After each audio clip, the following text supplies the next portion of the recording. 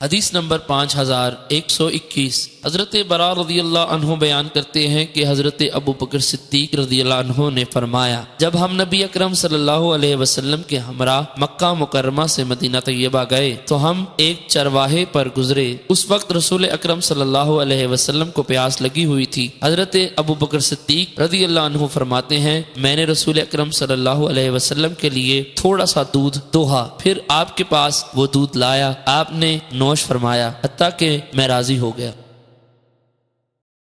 حدیث نمبر 5122 حضرت برا رضی اللہ عنہ فرماتے ہیں، جب نبی اکرم صلی اللہ علیہ وسلم مکہ مکرمہ سے مدینہ طیبہ کی طرف تشریف لے گئے تو سراقہ بن مالک بن جعشم نے آپ کا پیچھا کیا۔ رسول اکرم صلی اللہ علیہ وسلم نے اس کے خلاف دعا کی تو اس کا گھوڑا زمین میں دھنس گیا۔ اس نے کہا، آپ میرے لیے اللہ تعالیٰ سے دعا کریں، میں آپ کو کوئی نقصان نہیں پہنچاؤں گا۔ راوی فرماتے ہیں، آپ نے دعا کی۔ حضرت برا فرماتے ہیں، رسول اکرم صلی اللہ علیہ وسلم کو پیاس لگی ہوئی تھی، ایک چرواہے کے پاس سے گزرے تو حضرت ابو بکر صدیق رضی اللہ عنہ فرماتے ہیں، میں نے ایک پیالہ لا کر اس میں رسول اکرم صلی اللہ علیہ وآلہ وسلم کے لیے تھوڑا دودھ دوہا اور آپ کی خدمت میں لے آیا۔ آپ نے اسے نوش فرمایا تو میں راضی ہو گیا۔